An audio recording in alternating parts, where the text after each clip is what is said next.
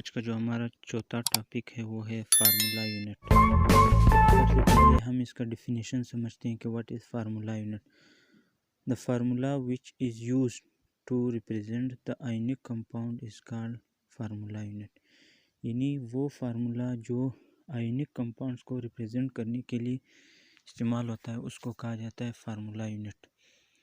दूसरी बात कि it consist of two types of ions, यानी ये जो फार्मूला यूनिट होता है ये दो टाइप्स ऑफ आयन से बना होता है। पहला एक है हमारे पास यानी कैटाइन। तो कैटाइन वो क्या होता है कि positively charge ions are called cations, यानी किसी भी आयनिक कंपाउंड में जो हमारे पास पॉजिटिवली चार्ज आयन्स होते हैं तो उनको कहा जाता है cations. For example sodium ion, potassium ion, magnesium ion, calcium ion वगैरह वगैरह। इसी तरह जो दूसरा हमारे पास है वो है एनाइंस, यानी the negatively charged ions are called anion, यानी वो आयन्स जिन पे नेगेटिव चार्ज होता है उनको कहा जाता है एनाइंस। जैसे हमारे पास है chloride ion, oxide ion, fluoride ion, bromide, iodide etcetera. इसके बाद नेक्स्ट पॉइंट है कि the formula unit shows the simplest ratio of the ionic compound, यानी आयनिक कंपाउंड में जो सिंपलेस्ट रेशियो होता है वो हम फार्मूला यूनिट से रिप्रेजेंट करते हैं। इसके बाद नेक्स्ट है कह the sodium chloride of a large number of cation, यानी कंसिस्ट सोडियम क्लोराइड जो है वो कंसिस्ट होता है लार्ज नंबर ऑफ कैटाइंस और एनाइंस पे। जो कैटाइंस होते हैं वो हमारे पास सोडियम आयंस और एनाइंस क्लोराइड आयन। तो लिहाजा sodium chloride exist in crystal form, यानी एक क्यूबिक फॉर्म में, क्रिस्टल फॉर्म में ये पाया जाता है। In which cations are surrounded by A9, जो कैटाइन पॉजिटिवली चार्ज होता है उसके इर्द गिर्द नेगेटिवली चार्ज एनाइन इसको सराउंड करता है। एग्जाम्पल इसका आयनिक कंपाउंड का हमारे पास है NaCl, यानी सोडियम क्लोराइड का। तो सोडियम क्लोराइड का जो हमारे पास यानी कि सोडियम क्लोराइड का हमारे पास जो एग्जाम्पल है सोडियम क्लोराइड वो एक आयनिक कंपाउंड है। तो इनका रेशियो जो है सोडियम का भी एक आयन है, क्लोराइड का भी एक आयन है, तो NaCl यानी सोडियम क्लोराइड बन जाता है। दूसरा है CaBr2 यानी कैल्शियम ब्रोमाइड, इसकी जो रेशियो है हमारे पास 1:2 है। दूसरा हमारे पास है the molecular mass and the formula mass. Molecular mass क्या होता है कि द टोटल नंबर ऑफ, यानी molecular mass is the sum of atomic masses of all the atoms present in the molecule.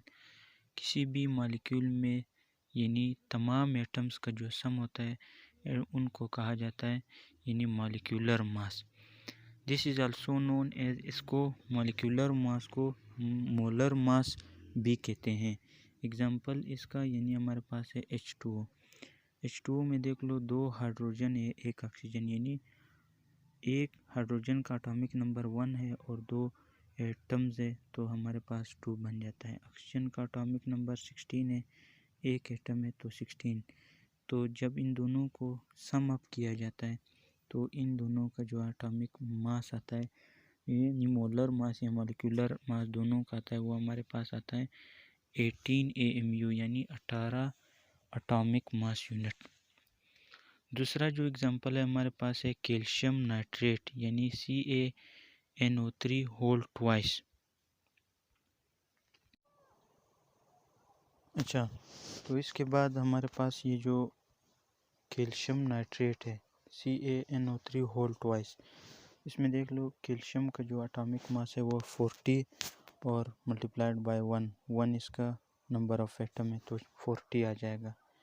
और इसके बाद नाइट्रोजन एटॉमिक मास जो है 14 है, नंबर ऑफ जो एटम्स है वो 2 है तो हमारे पास आ जाएगा 28।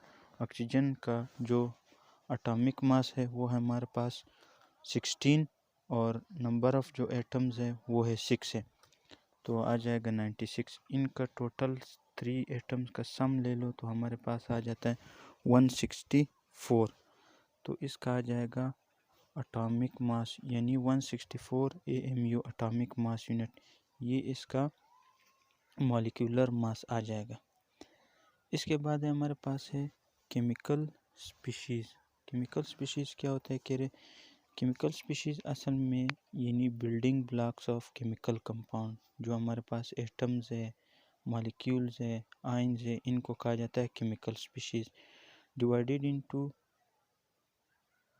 3 types on the basis of charge separation. तो इनमें देख लो, पहले हमारे पास कुछ आयनिक होते हैं या कुछ हमारे पास होते हैं आयंस, कुछ होते हैं मॉलिक्यूलर आयंस और कुछ होते हैं फ्री रेडिकल्स। तो सबसे पहले हम आयंस की बात करते हैं। What is ion? An ion is an atom or group of atom that has lost or gained one or more electron. यानी आयन जो होता है इस पे कोई ना कोई चार्ज होता है, तो वो चार्ज किस वजह से, बाज़ औक़ात वो इलेक्ट्रॉन लॉस करता है और बाज़ औक़ात वो इलेक्ट्रॉन गेन करता है। तो गेन और लॉस की वजह से इस पे कोई ना कोई चार्ज ज़रूर होता है, तो उस स्पीशी को कहा जाता है आयन। तो सिंपलेस्ट आयन्स हमारे पास प्रोटॉन है या इसको हाइड्रोजन आयन भी कहा जाता है, और दूसरा है अल्फ़ा पार्टिकल या हीलियम आयन। और इस आयन को on the basis of nature of charge यानी 2 टाइप्स में तकसीम किया जाता है। एक हमारे पास है यानी cation. What is cation? The positively charge ions are called cations.